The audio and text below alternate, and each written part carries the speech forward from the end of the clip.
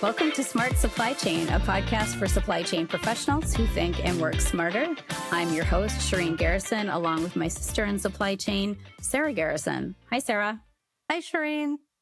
Today, we are absolutely thrilled to welcome Carolyn Lee to the podcast. She is the president and executive director of the Manufacturing Institute, which is the nonprofit workforce development and education affiliate to NAM, or the National Association of Manufacturers. Welcome, Carolyn. Thank you for having me. Excited to be here with you guys. Yeah, thanks so much for joining us. We want to dig in a little bit and understand for those listeners who don't know what the Manufacturing Institute is. Can you share with us a little bit about what you do there, what the mission is, and why you've been in this since 2017? That's great. Yeah, happy to. So the Manufacturing Institute is as you said, the workforce development and education affiliate of the National Association of Manufacturers. And our mission is to build and strengthen the manufacturing workforce for today and tomorrow. We do that through a number of different pathways, I'd say, a couple different pillars. We have programs and initiatives that are really focused on developing talent pools. We do research to identify what are the biggest gaps we have in our talent pool in manufacturing. And when I say manufacturing, I mean the broadest picture of manufacturing as an industry. So all of the supply chain, all of the distribution, all of the logistics companies, from railways to trucking companies to the manufacturers who make it all the way through the supply chain to the smallest pieces that go into everything that we do. All of that and all of the roles in those companies. So whether you're in finance or HR or communications, all of that and the production floor are necessary to make those companies. So when I talk about manufacturing, I mean all of it for the entity. And that makes our part of the economy work. And so we do the research, we have programs, initiatives, and then we also convene industry leaders because we know manufacturers want to learn from other manufacturers. We are an efficient part of the economy, right? That's one of the things we pride ourselves on. So learning what is working and how to replicate that, how to make sure that we're not constantly recreating the wheel is really important so that together as an industry sector, we're able to address our biggest challenge, one of our biggest challenges, which has always been making sure that we have the people we need to drive our success. So how does the Institute interact and interplay with the NAM organization? Sure. The NAM, we call it the NAM. The NAM is actually our sole member. So we are a 501c3 nonprofit. So we are a public charity working on behalf of manufacturing. And because the NAM is our member, we are working on behalf of manufacturing companies and employers. So we are fortunate to be headquartered in DC alongside the National Association Manufacturer team.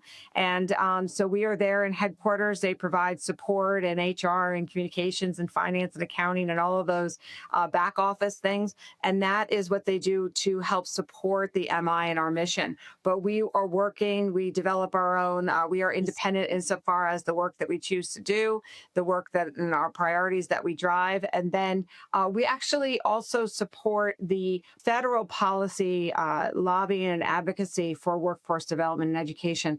A couple of years ago, the NAM team transitioned that over to the Institute because we're doing the work every single day. And so that way the policy agenda is driven by what's working on the ground for manufacturers across the country, and that we carry that to the halls of Congress and the various agencies throughout the executive branch to make sure that manufacturing and our workforce needs are well represented. And so we work in close partnerships, but because we're a C3, we're also independent, and we're very fortunate to have a great set of partners in the NAM team. And the chair of our board, the MI board of directors, is actually the NAM CEO and president, Jay Timmons, who's been a great advocate for workforce development and bringing more people into the manufacturing sector. So we have a great working relationship, and it's been fantastic all these years to help really drive our agenda. I come from the NAM side of the house. I was actually in the policy team before I took on this role back in 2017, and the MI has been fortunate to really expand our areas of work ever since then. And talent is always front and center. So it's very much part of the daily conversation in Washington and across the country, because we know we can't do our work if we don't have the people. Yeah, I did read that you were in policy for a while there in your past history. How does that influence kind of what you're doing with the Manufacturing Institute? Well, I'd say my original influence goes way back earlier than my time on the Hill. My dad and my grandfather had a small machine tooling company when I was a kid, and I used to tell people they made nuts and bolts. This was on Long Island in New York, and I was fortunate to grow up in a manufacturing family, hearing about the importance of doing things and being productive, how important it is for people to be able to make things in this country, and the way of life that comes from that.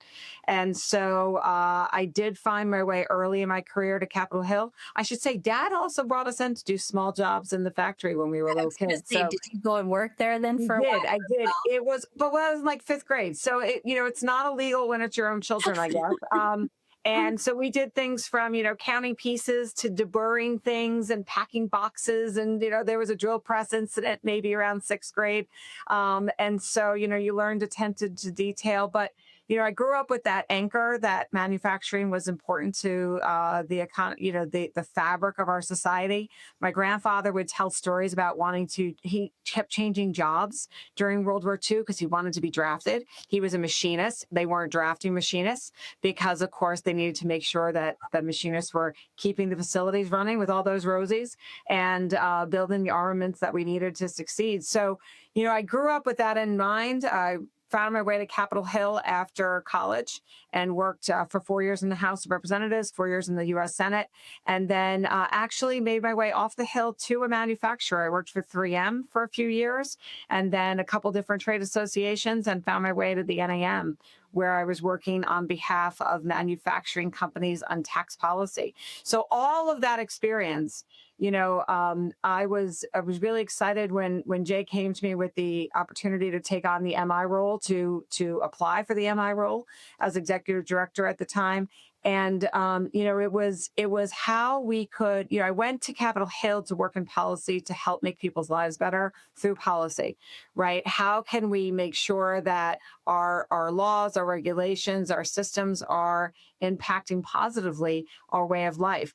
And so the MI job, we get to do this, but we know the people, right? I know the names of people who have come through our classes. I get to work on the ground with companies. Our team is all across the country, as I said, working hand in hand with companies large and small to build these workforce development ecosystems and to solve the problems for individuals. So I get to take the theory of why I went to the Hill to apply it in real life. And I will say this is harder in a different way because, of course, every challenge is different.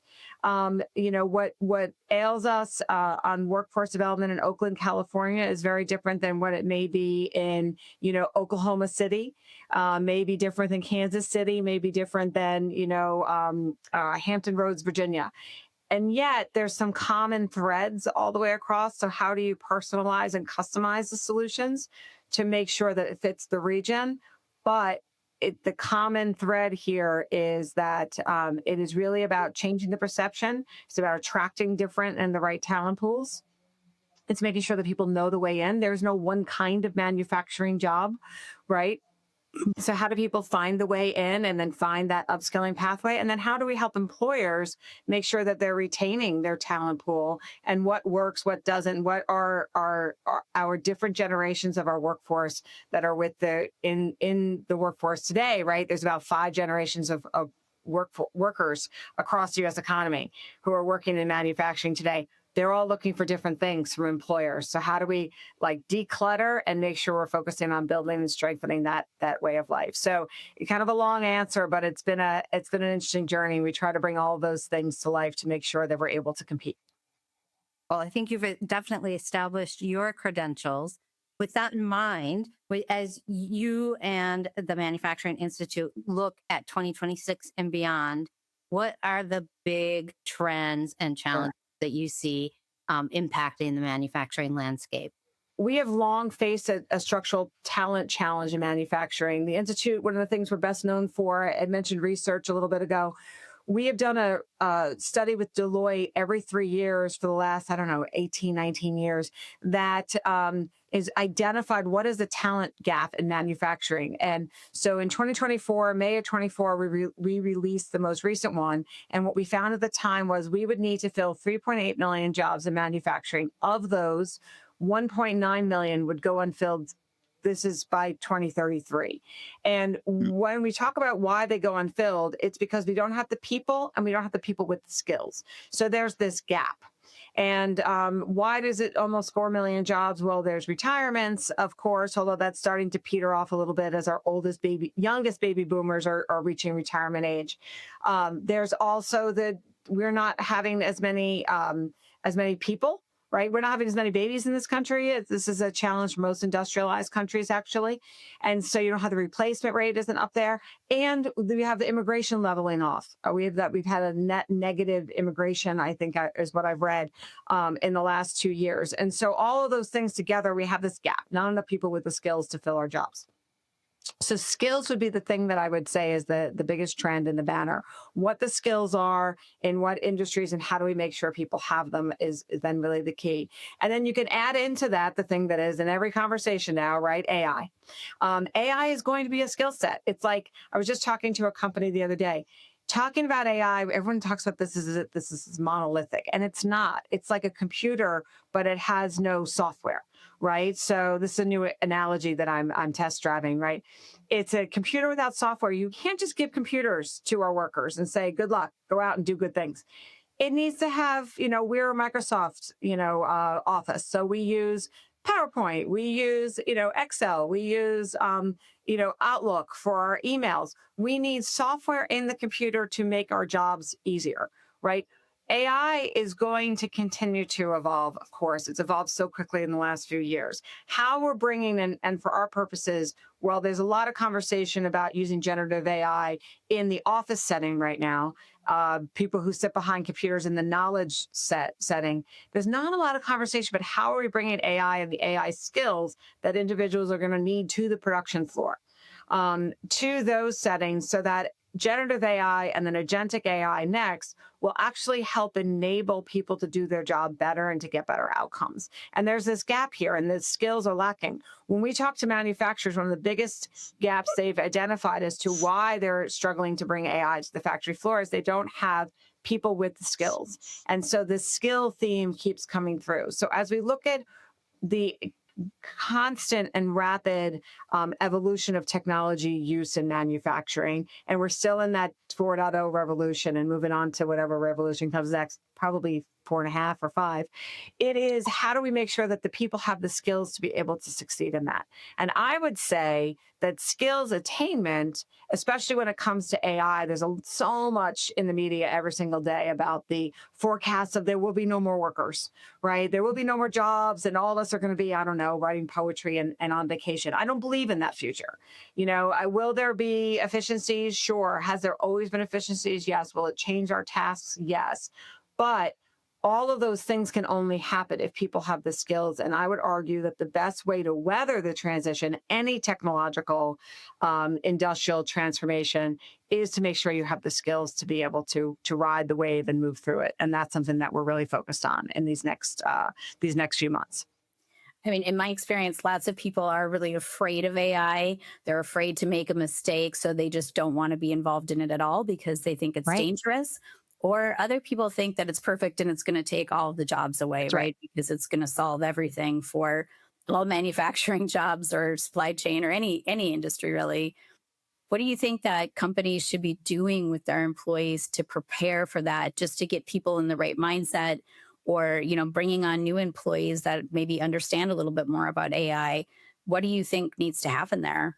Well, I think we need to talk about, I was at a session with executives that the NAM hosted back in May. We were in the Milwaukee area, and there was a local CEO who said, for a multinational company, who said, look, don't just think about like, what are you doing with AI? You got to think about what are the solutions you want to have AI help you, the problems that you want AI to help you solve. So that's first. I think companies need to talk about what this transformation means, what use cases they're looking to deploy AI in and test in, and then what are the pieces, because not talking about it makes everybody scared. Right. So let's address it and say, this is why we're trying to do this, because let's talk the production side. We're looking at energy efficiency because AI can look at all the data and all the systems and that's running and say, okay, well, if you do these things, you can be more efficient and use less electricity. That's a good thing. How are we looking at moving supplies, and the supply chain elements to help drive just in time or lean manufacturing, right? What inputs are coming from where and how do you get them to the best place? How do you optimize machinery? How are you looking at predictive maintenance in a different way so that you can have higher throughput and higher efficiencies? So if you look at it like that, no one's like, oh my God, I was so scared of AI, because they go, oh, that makes a lot of sense. It's looking at data. Manufacturers have been using AI already for years, machine learning and vision systems, those things. I was at a presentation, this was like 3 years ago when AI first was bubbling. And it was for the Manufacturing Leadership Council, which is the digital transformation division for the NAM.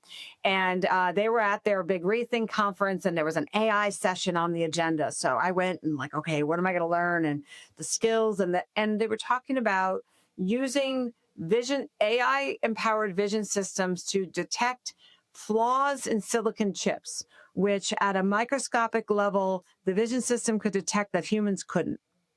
Makes so much sense, right? And of course, it's a great use. And if you talk about it like that, that is a very different narrative than the Armageddon notion that comes out in the media that AI will take all the jobs and there are no people. It's what is the problem you're trying to solve and how can these technologies now? Will autonomous humanoid robots have a role in manufacturing's future at some X number of years in the future? Maybe, but we already have automation, right? And every single employee, this is God honest truth. Every employee I'd ever asked at any facility all across the country, and I said to them, what do you think about the robot, the cobot, whatever, the automation? Everybody has always told me they like it because it makes their job better, safer, easier, and they get to do the things that they're more interested in and not the thing that was less interesting, like the lifting, picking, and putting down. Yeah. I mean, I love that you talk about like there's always been, automation in manufacturing. That's always been a thing. Everybody's always looking for some ways to automate kind of nitpicky little tasks that we don't need to embrace that. do. Yeah, we should embrace that. And I love that you're talking about like how that interacts with humans. With humans. It's not just an AI solution, it's also a human solution, right? Right. And when we talk about things like predictive maintenance or, like that you don't have to go to take generative AI. So where we are today, having a closed, secure system for generative AI on a facility floor, factory floor, and that you can have any operator go in and say, this is the fault that's coming up, or this is the thing that's happening. What do I do? What is next, right? I've been to facilities where when you have that question, you've got the more tenured worker who goes in the back and pulls out the book and goes through all the manuals, right? Or rolls out the blueprint and says, this is the thing. And it's from, my dad's shop. It would have been like, this is the thing from the machine from 1948. And now you can go in and say, okay, well, this is all of the different use cases we've had all the way along. This is what this all means. And now you're empowering a more, the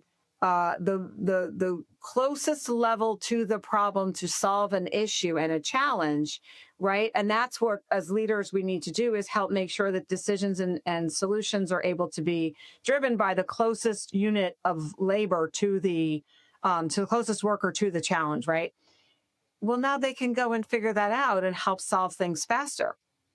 That's an entirely different notion. And if we bring that to life, I think people can understand it and not be so afraid. And what's interesting about AI in particular, I have 3 teenagers. And when I talk about this, my husband and I talk about this day to day, they're really scared of it. because they're hearing all of these, right? And you'd expect our kids, the same generation who thinks that, they've never seen a commercial on network TV and it's alarming and jarring to them because everything's on demand, right? I was just explaining to my kids what event TV was like when we were kids, why everybody would stop to watch this thing, right? They don't know that because they live in an on-demand world. So they're used to this ubiquitous technology that's constantly interacting, but they're concerned about AI because they're only hearing this threat narrative. But if you explain the use cases, like we've got to bring everybody to the table on this. And as leaders in businesses, we need to help be really clear about it, about how it can enable and empower and augment our teams and our workers. That is something that we need to do more deliberately and more clearly, because we're going to lose it because it's going to get too far away from us because the fear factor is so high right now. So I'm going to do a callback to something you said kind of at the beginning of that. You were talking about the shortage of workers. I assume that takes into account that, AI is not going to solve every problem, and we're still going to have this shortage of workers. So can you share with us a little bit about what advice you would give to companies who are thinking ahead around their employees and their skills and what they should be doing to get ahead of the shortage you see coming? Yeah, sure. So our study was, I'm trying to think of the timing. So we released it in May of 2024, which means the surveys were out in the market, out in the field in early 24, late 23. I think we began the survey work that data is based on. So I think ChatGPT, which was the first big, AI come into real life conversation, I want to say that had just happened in November of 23, right? It's been a couple of years now. Maybe it was November of 22. I remember it was late fall. I don't know how much the data that we saw at the time is reflective of the conversation of AI. So that's what next year's paper, when we put it out, I'm sure there will be a heavy theme there. Now, that being said, I've been doing this 8 years. This is my third Deloitte study that I've talked about and worked on. And we've been doing this overall for about 15, 20 years. It's always been the same, essentially. There's 2 to 4 million workers we'll need. And half of them have always been expected, roles have gone unfilled because we don't have the people with the skills. So I think that trend is pretty stable, because we have this other trend in manufacturing where people don't know about our roles, that younger workers, and if you think about, this has been the case ever since the Great Recession, that people have been more wary about manufacturing roles. Now, ironically, you take another cataclysmic event, COVID greatly improved the perception of manufacturing jobs and the durability of those jobs, particularly among parents, because we stayed open, because we had to create everything that for all of us to make it through, right? So that was a big deal. That actually helped boost the perception of manufacturing careers. As we talk more about the technology-enabled manufacturing, the 4.0 enabled manufacturing that we have today, that also helps bring more people in. So it's this weird, right? We've got to have more people understand. We've got to talk differently about the skills. So what should companies be doing? Companies need to think differently about hiring. This is like my new soapbox. We, for a long time, I can hear, I'll point back to my dad and my grandfather. What I need is a person who's done this one job like this on this one machine for all these years. And at 12 years, that's when they know the things that I want them to know. And that's the person I want to hire. We don't have a lot of that sitting on the sidelines right now, right? And so what we need to do, and what we advocate for at the Manufacturing Institute, is employer-led workforce development solutions. And that doesn't mean the employers are on their own. They got to figure it all out. It's that employers need to help set the standard for what workforce development is needed, what the skills are, and then work with entities like us and with other facilitators across the country who are bringing manufacturers together in order to collaborate on training. So I'm branded today for Fame USA. It's our which I didn't do on purpose, but is very fortuitous right now.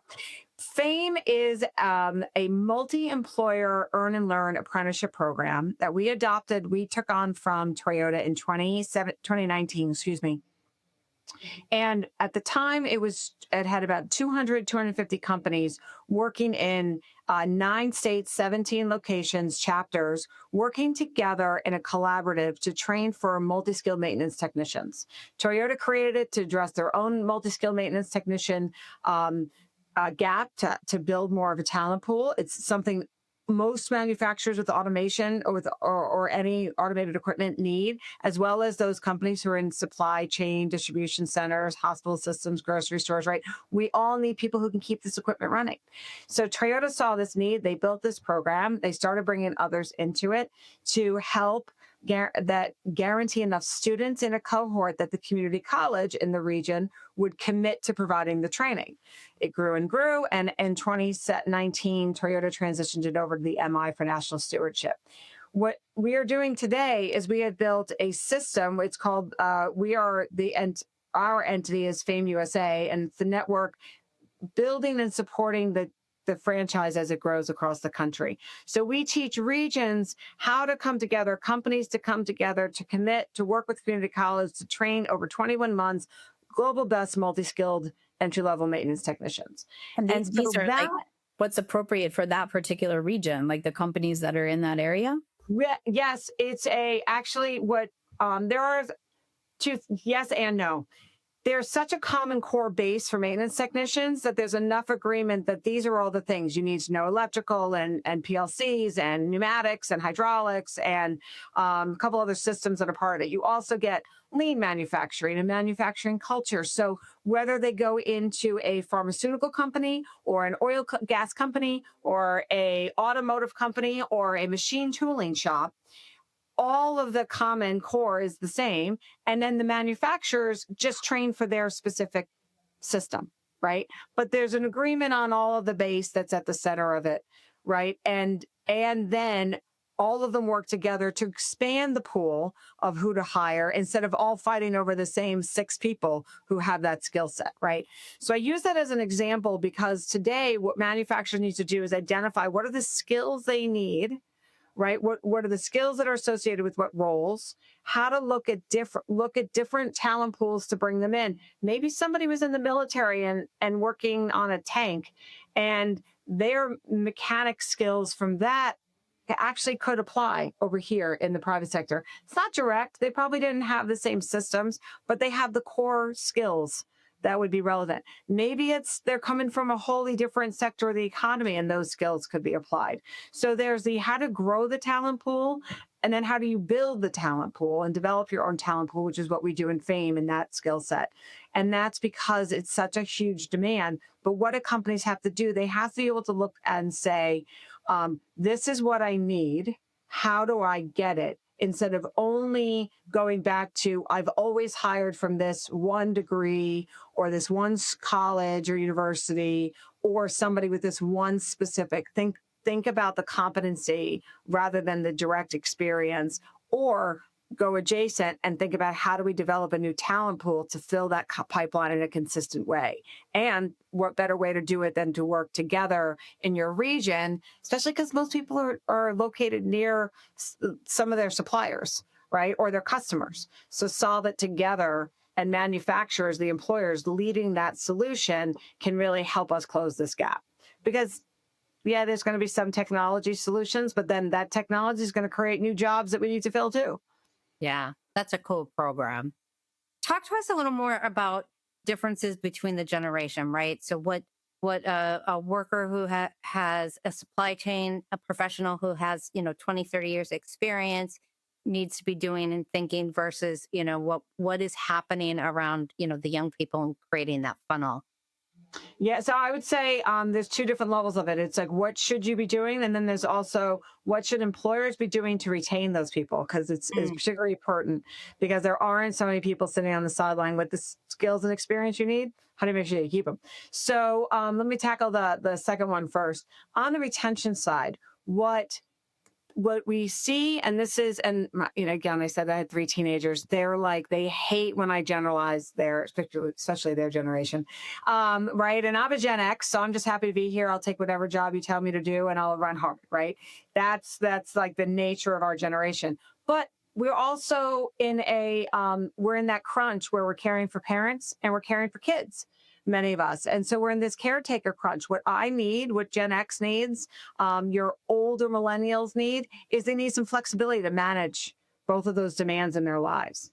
And if you're caretaking in whatever form or function, that's going to require a different set of needs. Your younger workers, your youngest Gen Z, or say your Gen Zs, they want to know that there's a pathway. They want to know that their employer sees them, values them, will invest in them, and they want to know what's next.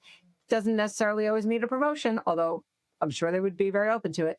It could mean, what skill are you going to invest in me to learn next, right? To develop what I, as a, for the Gen Zs, it's what are they as a young worker early in their career, what skill are we going to help them gain that will enhance their, day-to-day role or their ultimate career goals and aspirations? But if you're not training them, investing in them, you will not keep them long. And I think that's a really good lesson for all the way through the generations. For our older workers, how are we helping them transition their knowledge and share their knowledge with the younger generations? How do we put them in a position to mentor? And this is not just for executives. This is for anyone in any role that's been there for a long period of time. How can they be a mentor? How can they also benefit from a reverse mentorship from their younger workers? So maybe they're learning things on, I'm terrible at PowerPoint. When I worked in the Senate, I think we had stone tablets. We didn't have some of the tools that even some of my own peers, as they came into our jobs, that were fully, available to people. So I'm always like, how do I do this thing in PowerPoint to make this better? Some of our younger workers, they're fluent in it and they can help me do better, right? So how do we share that knowledge back and forth? So all of those things are really key on the retention side. On the attraction side, particularly for anybody younger than Gen X, and particularly after COVID, what do you stand for as an organization? What are your values? What do you believe in? Right? And although the labor market isn't as hot as it was coming out of COVID, where we had, there was one point in 2022, we had nearly 1 million open jobs in manufacturing. I've been doing this 8 years. We've had about 400,000 most of the time. Sometimes it's 550. August of 2022, we had nearly 1 million open jobs. And so it was an employee market, right? There's the buyer and seller market in housing. This was an employee market. And employers had to look and say, what am I going to do to get and keep people? And talking about your values, what do you stand for, matters. It still matters today, even as the job market's kind of gotten to a little bit more equilibrium. It's a little quieter. So talking about what you believe in, what your values are, what your employees can expect and then benefit from is a really important thing for manufacturers. Culture has never been more important than it is, particularly in the years since COVID. And it's got to be front and center and directly tied to your attraction and retention strategy. People leave jobs and managers. We know this. So how are you engaging, particularly your frontline supervisors, to have them really engage their workers, right, the frontline workforce, in development, and not just go in and do your job? Because it's our youngest workers are looking truly for development opportunities and just opportunities at large. So we have to make sure we're providing them. Mm-hmm. What are you seeing with universities in terms of what they're focusing on with supply chain programs? That's a great question. I would say that we're hearing more about supply chain. It's funny, before COVID, this would not be your experience, right? From a supply chain company perspective. Before COVID, it was kind of a very rarely talked about conversation. Today, it's very, ever since in these last 6 years, it's very much front and center. And what are the tools and the technologies, and what are the systems that people are using, and the elemental, right, bringing it front and center. We actually, well, it's not on the university level, at the community college level, we have been training these last couple of years, transitioning service members with entry-level certifications for supply chain and logistics roles in manufacturing. But who we're training are people who are coming out of the military with supply chain and logistics roles, which of course has a huge number of women have been in these roles in the military. And what they're getting is the civilian certification, but they already have all this experience. And those classes fill up immediately, and those people get hired immediately because the demand is so prevalent. One thing that I have heard from universities and colleges is that they want more company engagement so that we're bringing it to life and it's not just this theory. I would say supply chain and logistics could use a rebrand, because a lot of people are like, wait, it's what? And they don't really understand, but it's that elemental role of making sure that all the rest of this works. Right. And so how do we bring that forward? And that's where, for a lot of universities and colleges that I've spoken with, they've been interested in getting more companies to bring it to life, because when employers engage at any level of education, you get better outcomes. Yeah. And we've definitely had a step change in people's understanding, which is really good. So your point about, driving it even further is spot on for sure. Now, tell us, as you're looking forward, what are the risks that are out there? What are the gotchas that people should be thinking about? For a long time at the Manufacturing Institute, we've talked about credentials, right? And there's a big conversation in workforce development world about credentials and skills-based hiring. And yet, and that ranges from, we offer through our Heroes Make America initiative, our veteran training transition, military manufacturing transit program. We offer a pathway for service members to receive digital badges that identify the skills that they've earned during their time in service and how that aligns to manufacturing certifications and tasks and roles and skill priorities, skill buckets. And it's fantastic for the service members. It really helps them understand, from communication and leadership, but also some hard skills and technical skills. And it's helpful for them to see then, oh, actually, I could do these jobs. The bigger gap is that for manufacturers, we've been hiring the way that we've always been hiring. And as you look at that conversation we had, that there aren't enough people with the skills we need for the jobs that we have to look at different pools of talent. Maybe it's from the military. Maybe it's from a second career, a job changer. Maybe it's somebody who's coming out of the criminal justice system who had been justice involved and they're looking for a new pathway, right? And how do we as employers look at our roles differently? What are the skills that you need that you can teach? What are the skills that you need them to walk in the door with, right? And then how do you adapt your hiring to make sure you're bringing in the widest pool possible? So there's a couple different efforts. The one's called it's about the paper ceiling, right? Ending the paper ceiling. A lot of job requisitions default to, I'm just going to put in a bachelor's degree required. You might not need one, but it was an easy way just to filter applicants. Well, do you really need it? If you don't need it, don't put it there, right? How do you think about what experiences you need? And we have to change our systems. I was talking about this with somebody, again, on the soapbox recently, and they said to me, yeah, but no one's ever been in trouble with a hiring manager because you hired somebody with a degree, even if they didn't need it for the role, right? Versus some taking a risk on somebody else. We've got to change our behavior because our talent population is really changing. Right now, you can get away with doing what you've always done. We're not going to always be able to. The public perception and public momentum for, say, 4-year degrees has changed. Cost of education, the people not getting jobs that pay the level of debt that they carry. And I'm not everybody has to go to college or not go to college. Like, I'm not one of those people. We need all of the things, right? There's many pathways to opportunity. What I always preach is that you have to get the skills you need for the job you want. Identify the job you want. What are the skill prerequisites for that? But manufacturers need to be looking at that differently because the population is changing so dramatically right now. And we're going to be left in a bind if we haven't built up the muscle memory to do this differently as we go forward. Yeah. I love it. So you talked about the FAME program and then some of the work that you're doing with service members.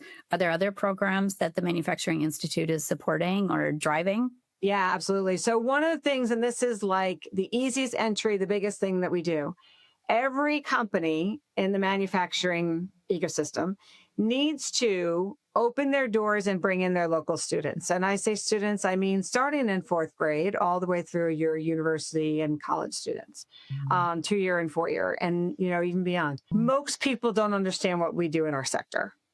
Right. They don't, they hear supply chain, they hear, manufacturing operations. They don't know. When we go out and I talked about perception and challenge with perception manufacturing before, it's all tied back to people don't know. You can't be what you can't see. Right. Why do most kids want to be a teacher, a nurse, a doctor, a police officer, fireman? Because it's things that they can see. Right. So we have to open our doors and bring people in. So we support what's known as National MFG Day, Manufacturing Days, the first Friday of every October, but quite honestly, do it any day that works for you and your local schools, where we build tools and resources to help manufacturers figure out what they need to do, how to invite local schools in, and then what do you do with them when you bring them on site. And we encourage companies of all sizes to do this, and not just students, but also parents. So if we just take a step, if we got, we think we had about 4,000 different manufacturing day events last year. It's really hard to tell because it's become a very grassroots effort ever since COVID. But we know there are thousands and thousands of these events happening across the country. If we just had 5% more, we would open people's eyes to the potential for different kinds of careers. And here's the kicker. Not only does it open people's eyes and bring them in and dispel preconceived notions of the dirty, dark, and dangerous and all of that, and change the perception for parents and who are the most important influencers in a student's career choice after the student's own experience. So their experience matters, then their parents' experience matters. So bring them both in. It also helps your current workers, because nothing makes a worker more excited about what they do than being able to tell somebody else, hey, what I do matters. It's cool. It's innovative. This is my career, right? I'm excited about my own career because I got to just tell you guys about it, right? So when you bring people in and you let your own workers talk about why what they do matters, it reinforces to them that they have a role, they're part of a team, their mission matters. And all of that's good for morale, which is good for retention and then for attraction, all these things. So Manufacturing Day is a super easy way to engage locally, to build those connections in your community, right? And to help build your workforce development ecosystem, which eventually is going to help you or your suppliers. So that is another part of our student engagement initiative. And then we also do work around, on the program side, our STEP initiative, which alone has had many winners over the years, where we highlight and recognize women and allies in manufacturing who are leading, who are role models, who are helping make change both in their companies, but also in their communities. And we are barreling towards our 2026 event, which will be held in April in DC, where we'll recognize this year's winners, which will include a whole class of champions who are helping support bringing more women and allies into the sector. And so we're really looking forward to that event this year. Those are two really great programs for sure. Yeah, ALAM gets involved with both of those things, and we really enjoy it. When you see the students walking around in the warehouse and just kind of the looks on their faces, and right. it's great. They have no idea what happens in these big buildings back on the road. That's right. That's right. I mean, I think it's really encouraging just to see how all of those programs are opening up the doors for individuals and also helping companies to figure out the way forward and how to modernize a little bit the way that they're thinking about manufacturing, because, not everybody had your dad and your grandfather to kind of bring them in and show them those kinds of things. Any other resources that you want to share? Oh, there's so many things. It's all there. Fame-usa.com is where you can find information about FAME. And we're continually spreading. We actually launched, I think about a year and a half ago, our first California FAME chapter in the Fresno area. And but they're in states all across the country, and But you can find information on all of these topics and at the manufacturinginstitute.org, and help make sure that we're advancing. We have one mission, and that's making sure that people are able to make their lives better through good manufacturing jobs. And so our focus and mission on building and strengthening the manufacturing workforce is how we get there. And we are here and available as a resource to all. Just let us know what you need. Love it. Carolyn, we do have one final question for you. I know you travel all around the world for your job and you do lots of speaking engagements, but I am curious, what's the best vacation that you've ever taken? Or do you have like a dream destination that you would love to go to? Oh, my kids are teenagers, and we've been really fortunate to do a lot of different trips with them. And this is so hard. A year ago, we had a couple of big birthdays and big events, and we decided on a whim to take the kids to Rome and that was over Christmas. And that was an amazing trip, to be only countered by. We did an RV trip on the parks out, 5 parks in national parks in Utah and Arizona, and that was awesome. I'd always wanted to do an RV trip, and I guess I was probably happy my kids were young enough that they all wanted to be locked in the vehicle together for a week, but it was amazing. And it was amazing to have them see just the vastness of the American, countryside and out west, right? Like it's hard to put to words. So those are 2 of our greatest trips, and very fortunate to get to do that with the kids. I also tell them about my manufacturing trips all over the country, but I keep telling them I got to bring them out to Manufacturing Day this year, because I've got my oldest one knows what she wants to do. My younger 2, no idea.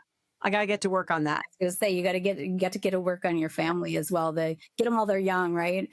Absolutely. Absolutely. That's amazing. Carolyn, thank you so much for your time today. Carolyn Lee is the president and executive director of the Manufacturing Institute, and we really appreciate you being our guest today on Smart Supply Chain. Thanks, everybody, from myself and also my sister in supply chain. We'll catch you next time, or you can look at us up on alum.com. Thank you. Thanks for having me.